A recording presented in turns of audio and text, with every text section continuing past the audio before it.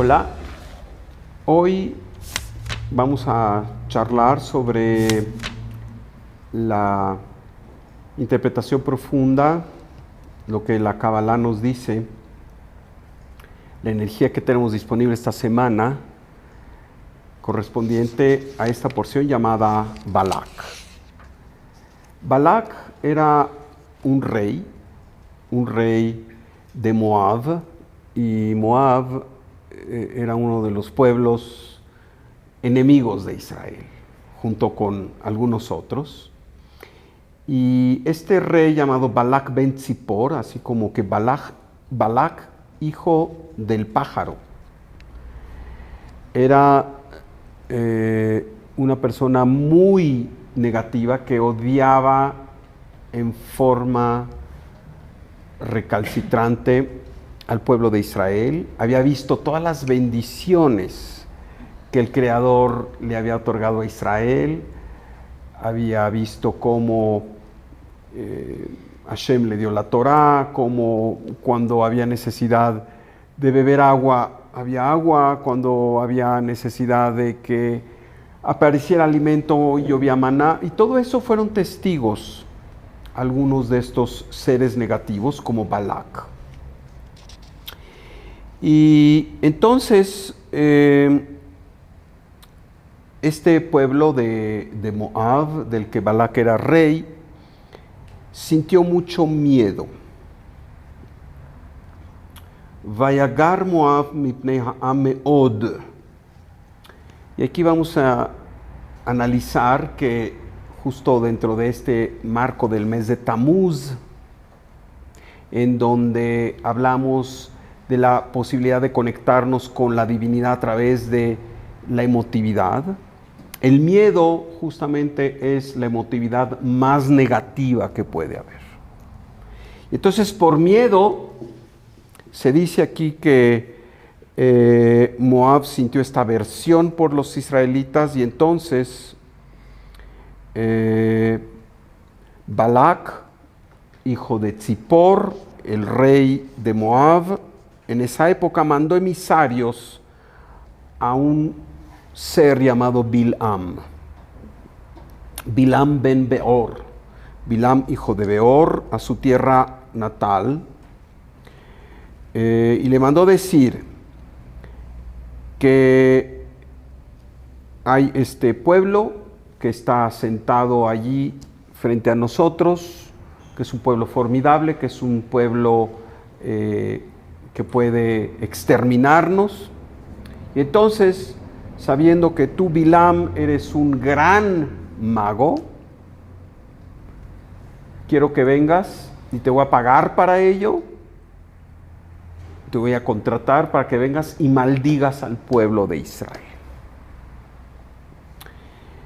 Y es interesante, comenzando, que los nombres en hebreo Balak, el rey, y Bilam, el mago, que por cierto, Balak también se dice que era un hechicero y que obtenía esta hechicería a través de un ave, de un pájaro que tenía en su poder, y que le mostraba cosas y que enseñaba, le mostraba una serie de cosas que iban a pasar en el futuro y demás, a través de entender los chirridos, digamos, de este pájaro. Y Bilam era un mago negro que tenía el poder de la maldición. A través de su boca podían salir enormes maldiciones. Entendemos que el nombre Balak y Bilam, como nos los dicen los cabalistas, si nosotros tomamos las últimas letras, podemos hacer la palabra Aleph y Mem, y luego Lamed y Kuf, y tenemos la palabra Amalek.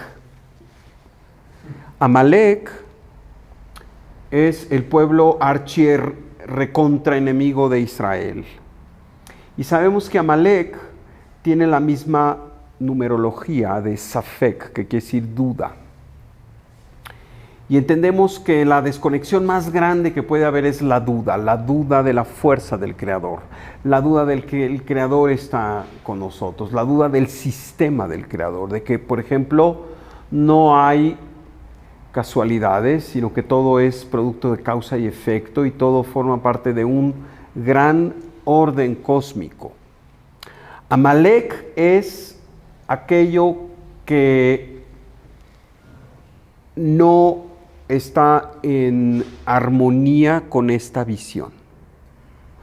Cuando hay dudas, cuando las personas se abandonan al azar, porque cuando hay dudas quiere decir que las cosas son azarosas, que no hay un orden, que puede a uno por accidente corresponderle algo que no le toca, o viceversa, ¿verdad? Que alguien que le tocaba algo, pues de repente ya no.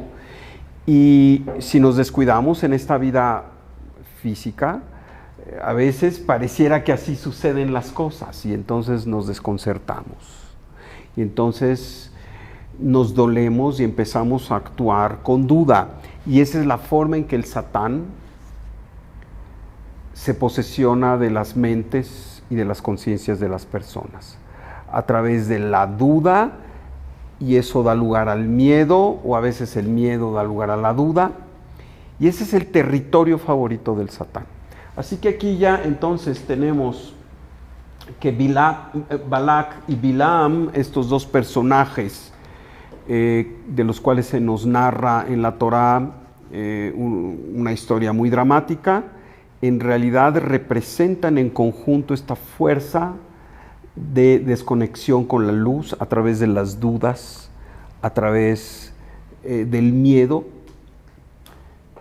Y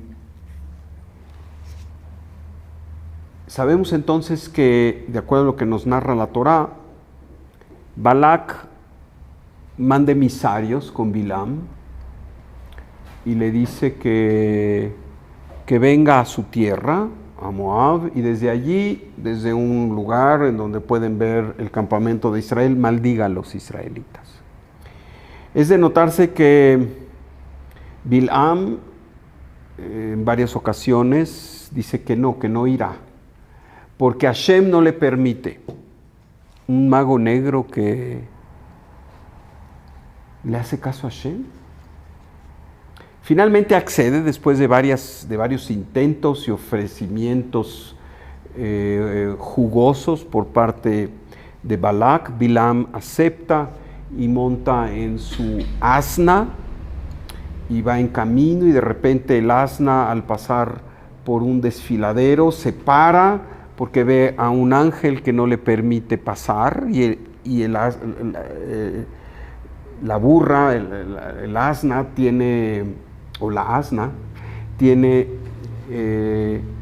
esta capacidad de ver lo que está sucediendo, y entonces inclusive se hace a un lado y lastima a Bilam, y Bilam la golpea, y la burra empieza a hablar, le dice: ¿por qué me golpeas? Y si yo te he servido siempre, no puedo pasar porque enfrente está el ángel del Creador, ¿no? Finalmente llega Bilam donde Balak, y Balak lo insta a que haga estas maldiciones, y Bilam pone ciertas condiciones, y hay que construir 7 altares, en fin. Y en las 3 ocasiones en donde es instado a maldecir, no solo no maldice al pueblo de Israel, lo bendice con las bendiciones más maravillosas. ¿Cuál es la fuerza de esta perashá? La historia es interesante y dice: Vayahafoch Hashem et haklala, Vayahafoch Hashem lecha et haklala libraja. Y cambió Hashem para ti la maldición en una bendición. Y verdaderamente, bueno, al final se enemistan terriblemente, y Balac pues corre a Bilam y le dice, ¿cómo es posible si a lo que te traje es a que maldigas al pueblo de Israel y terminas bendiciéndolo, ¿verdad? Y Bilam dice, bueno, pues es que estos son indicaciones de Hashem. ¿Qué fuerza tiene esto? Primero, los mayores errores que cometemos parten de actuar a partir del miedo. Cuando tenemos miedo, mejor no actuar. Actuamos por miedo y entonces buscamos ciertas protecciones y el miedo es un momento de baja conciencia. Y a todos nos ocurre porque somos seres humanos y de repente cuando la adversidad se presenta, y a quien no se le presenta la adversidad, pues una de las reacciones emotivas es el miedo. Este miedo original que viene del miedo a la muerte, el miedo a desaparecer. Ese miedo a la muerte es el que genera todos los demás miedos. ¿Y de dónde viene este miedo a la muerte? Viene, según nos dicen los cabalistas, de este momento en la creación más primigenia, en donde la luz recoge su fulgor, esto que llamamos el tzimtzum, y de repente se queda un espacio reikaní, como dice el Sefer Yetzirah, un espacio vacío, un espacio de ausencia de luz. En realidad sabemos que la luz permea en todos lados y lo único que sucede es que hay un ocultamiento. Pero en este momento de la creación, cuando la luz se oculta, hay este tzimtzum, este recogimiento, la vasija se siente totalmente desprotegida. Porque en el principio de los principios, en el Olam Ein Sof, hay un fulgor continuo entre la luz y la vasija, hay esta emanación continua. Así que esta situación nueva del tzimtzum es una experiencia dramática para la vasija, y la vasija somos todos nosotros, ¿no es cierto? Es la creación, y la expresión más elevada de la creación es el ser humano. Así que este miedo viene originalmente de la ausencia de la luz, en donde pareciera que la luz ya no está con nosotros y caemos en miedo. Y hay muchas formas de miedo y cada una de las personas desarrolla diferentes formas de miedo, y de acuerdo a su tikkun es que este miedo le visita en diferentes formas, ¿verdad? Hay gente que tiene miedo a las arañas, ¿verdad? Aracnofobia, y hay gente que le tiene miedo a los lugares abiertos, y hay gente que continuamente tiene miedo a perder su sustento o a quedarse solo. Hay muchas formas de miedo, cada una de ellas corresponde a una forma de corrección que tenemos que desarrollar. Y mucha gente dice, oye, pero el miedo también es esta forma en que evitamos ser comido por las bestias salvajes, ¿verdad? Entonces, el ser primitivo, el hombre primitivo, pues experimentaba este miedo. Sí, y ese miedo es positivo, el que de repente vamos a cruzar accidentalmente una calle y no nos fijamos si un carro se enfrena y toca un claxon y nos asusta, ese miedo es positivo, pero no estamos hablando de ese miedo que, digamos, nos impele a actuar de emergencia para salvar la vida. Hablamos de un estado de conciencia en donde el camino último es la muerte y la destrucción total, ¿no? Este es el miedo primigenio, ¿verdad? Que viene justamente de este momento de la creación llamado el tzimtzum. Así que por miedo, el rey Balac manda contratar a un ser negativo para que maldiga, para que destruya al pueblo de Israel, lo cual nunca sucede. y en su boca lo único que salen son bendiciones maravillosas. Matovu ojaleja Yaakov, mishkenoteja Israel, ¿no? Que decimos todos los días. Qué buenas, maravillosas son tus tiendas y tus aposentos, Israel, ¿verdad? O sea, es una bendición a los lugares de morada del pueblo de Israel. Así dice, entre otras cosas, ¿verdad? Así que entendemos que jamás una solución es el desear el mal a alguien. ¿Qué es maldecir? Desearle el mal a alguien. Desde luego, estos seres oscuros, Balak y Bilam, conocían la fuerza de la palabra, conocían la fuerza de la hechicería, conocían la fuerza de la maldición. Es real, no es superchería. Sabemos que en el mundo de la conciencia, en el mundo de la energía, las cosas inician en el pensamiento, en la acción, en la palabra, ¿verdad? Y ya el efecto es la acción.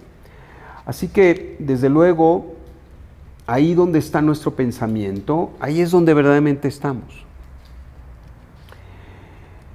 Las maldiciones, en realidad, no son una parte íntegra de la creación de Dios. Son ilusorias, son aspectos que en realidad no existen.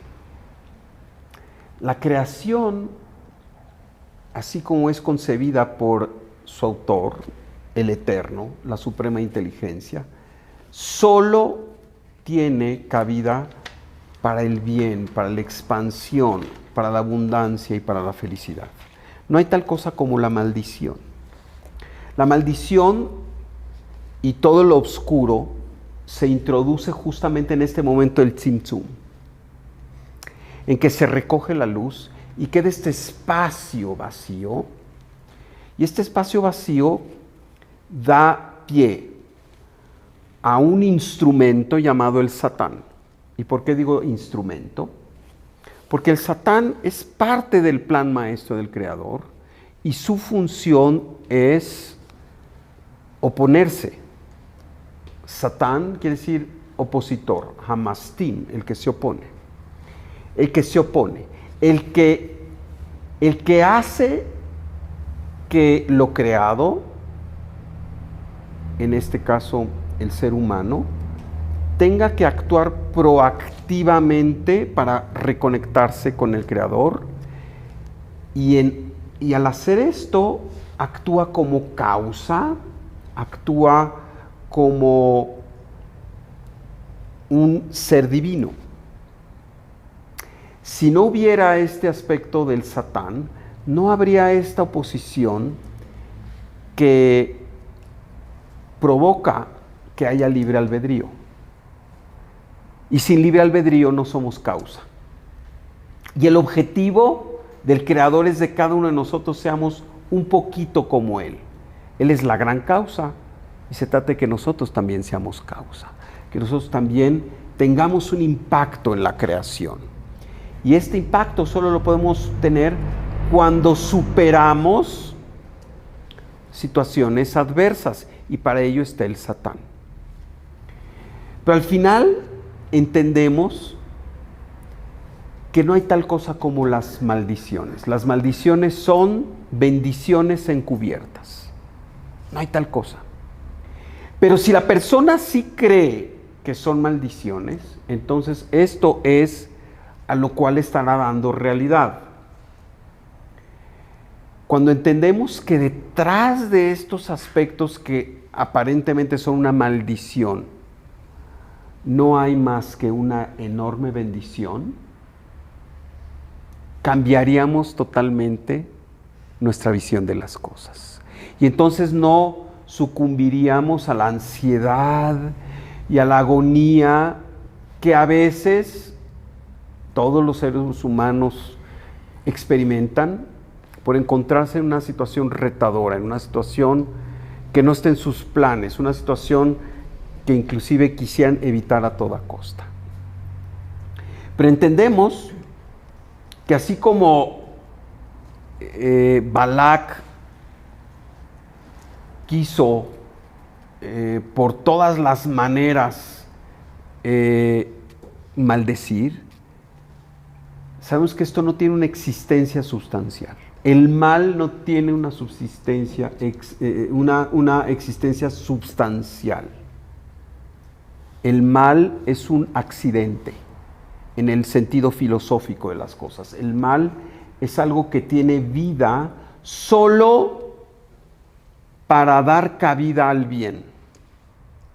Lo que sí tiene una existencia fundamental y sustancial es el bien y es la luz. Y por eso al final la luz triunfa siempre. Aun cuando aquí se habla de que tanto Balac como Bilam eran los brujos más poderosos, se habla de que junto con algunos otros seres, que por ejemplo Yitro, que finalmente también se pasó del bando de la luz afortunadamente, eran asesores de Paró, y Paró es la suprema negatividad. Paró es el arquetipo de la negatividad más contundente que puede existir en la tierra. Y como oposición a Paró está desde luego Moshe. Moshe, que significa ese ser que a su vez experimenta las debilidades de estar encarnado en este mundo, pero que se eleva enormemente por encima de ellas. Y esa es la grandeza de Moshe. Que Moshe vivió como un humano, Moshe era como nosotros, Moshe experimentaba miedos y celos y deseos y los superó. Y esto es el ejemplo de Moshe, y lo superó con enorme certeza y enorme humildad. Esas dos partes son la fórmula secreta, la humildad y la certeza. Aquí desde luego tenemos que Bilam y Balac corresponden a esta energía llamada Amalek. La Torá nos ordena en forma muy contundente que donde veas a Amalek ahí lo tienes que acabar, tienes que matar en el acto. Y no puede quedar Amalek vivo. Un ser que da la vida nos insta a matar a alguien, a un pueblo, finalmente que él creó. Pero entendemos que los secretos de la Torá son justamente para que dilucidemos sobre las cosas importantes de este mundo y de la vida. Y en ese sentido, claro que el ordenamiento de Hashem no es matar a nadie, es acabar con nuestra duda. Ahí sí. Saben, hay cosas que podemos transformar, como por ejemplo el deseo de recibir. Ese deseo que es mi motor, es mi entusiasmo, es aquello que me posiciona frente a la vida como un actor, sí, está sujeto a transformación. En lugar de que sea un deseo egoísta, lo voy poco a poco a través de vidas enteras transformándolo en un deseo de sí recibir, pero con objeto de compartir, con objeto de leashpia, de influir al mundo, de ser un poco como el Creador. Pero lo que no se puede transformar es la duda. La duda hay que erradicarla. La duda hay que acabarla. La duda hay que obliterarla, evaporarla de nuestras vidas. Quien se regodea en la duda, en los sentimientos de la duda y sus secuaces, los sentimientos anexos a la duda, el miedo, el odio y este tipo de cosas vienen de Amalek. Así que en esta semana que justamente estamos en los comienzos en un mes de Tamuz que aún es joven, en una luna creciente de Tamuz, y sabemos que Tamuz es la fuerza de la emotividad, esa emotividad que nos conecta con el Creador. Justamente es el momento en donde queremos conectarnos con esta fuerza de erradicar de nuestro repertorio emotivo al aspecto de la duda. La duda no solo es algo emotivo, la duda también es algo muy intelectual. Y de hecho, cuando nos abandonamos en forma desbalanceada a la racionalidad, la duda es algo que acompaña a la persona. ¿Pudiera haber dudas positivas? Sí, las dudas que nos invitan a investigar más. Esas son dudas maravillosas. Pero no la duda de que el Creador esté en mi vida. No la duda de que todo es para bien. No la duda de que no hay tal cosa como una situación que viene para destruir a alguien, nada más porque sí. La duda de que existe un plan maestro. Esta no es la duda con la que queremos conectarnos, y más bien la queremos erradicar de por vida y para siempre.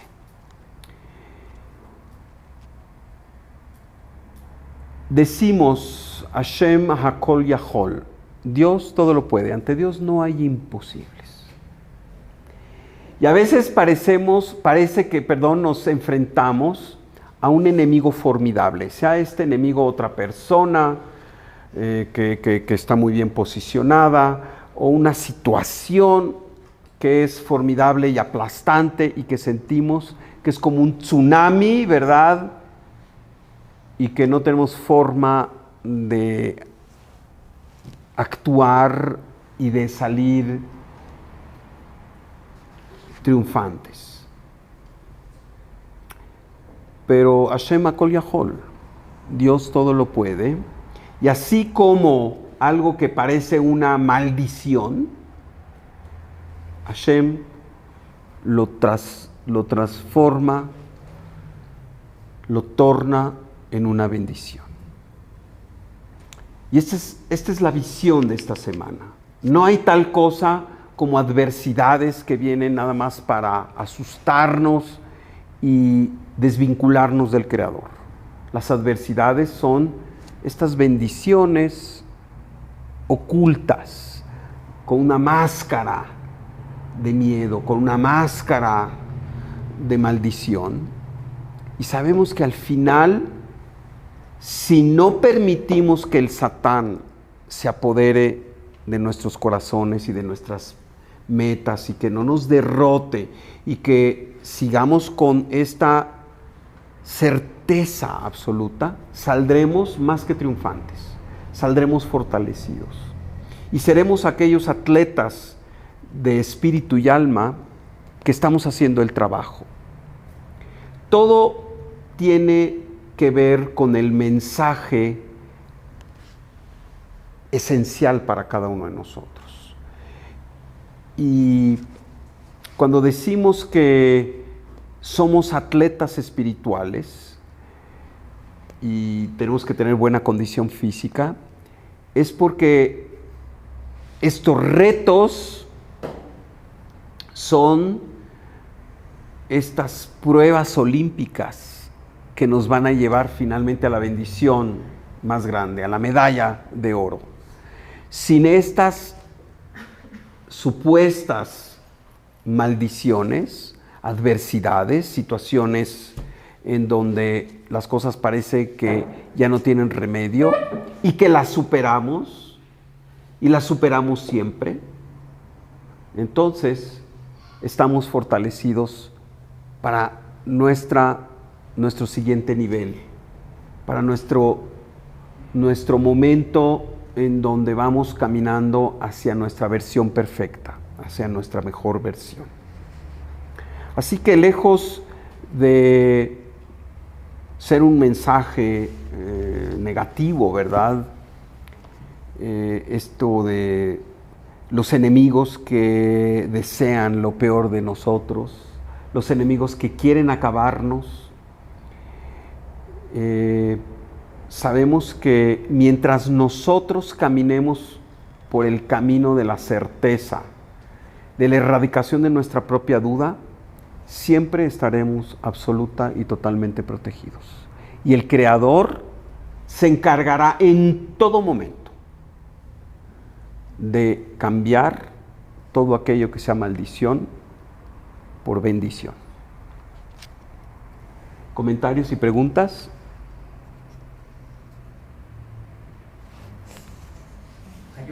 Hay una verajá Sí. que se dice cuando uno tiene un mal sueño. Hay una verajá que se dice cuando uno tiene un mal sueño, nos dice Jaime. Esta verajá se dice cuando suben los Kohanim. Sí. Y de manera muy clara esa verajá dice que le pedimos a Dios que cambie un mal sueño por algo bueno. Así es. Como cambió las probables maldiciones que nos iba a dar Bilam por bendiciones. Claro. Sí, ¿no? Repito, claro, repito. Nos dice Jaime, nos recuerda que hay un momento en la verajá de los Kohanim en donde se invoca que cualquier sueño negativo se cambie por algo positivo, haciendo alusión a esta transformación de algo que iba a ser una maldición en una enorme bendición. Es cierto. Por ello, y hablando de los sueños, número 1, no hay que contar indiscriminadamente nuestros sueños a cualquier persona. Los sueños, no en todas las ocasiones, pero sí en muchas ocasiones, hablan de un proceso de nuestra alma. Y entonces, ese sueño solo se lo podemos contar a una persona que verdaderamente nos quiere, un buen amigo que nos ama. Porque con decir, aunque la persona no sea un gran intérprete de sueños o no sea discípulo de Freud, sí pueda decir Halom Tov, Halom Shalom, es un buen sueño y es un sueño de paz. Y al trocar, al cambiar lo que decimos nosotros, deseando el bien, con ese solo hecho se asegura que ese sueño no tendrá un efecto negativo.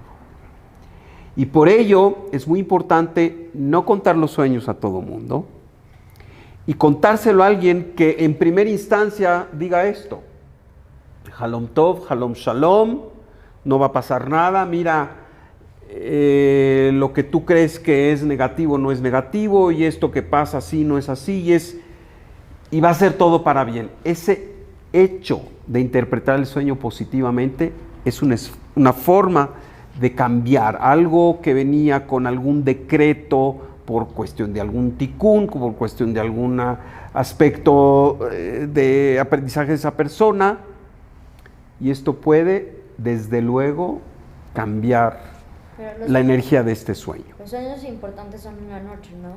Los sueños importantes son generalmente en la noche, sí. Los sueños de premonición.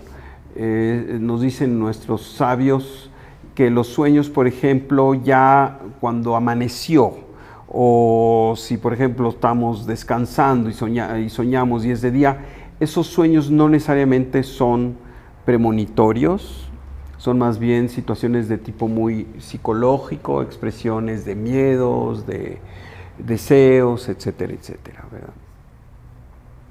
¿Algún otro comentario, pregunta? Hasta la próxima, gracias. Amigos, todos aquellos que deseen profundizar en el conocimiento de la Kabbalah, comprometerse más con este sublime conocimiento, tenemos actividades, tenemos reuniones.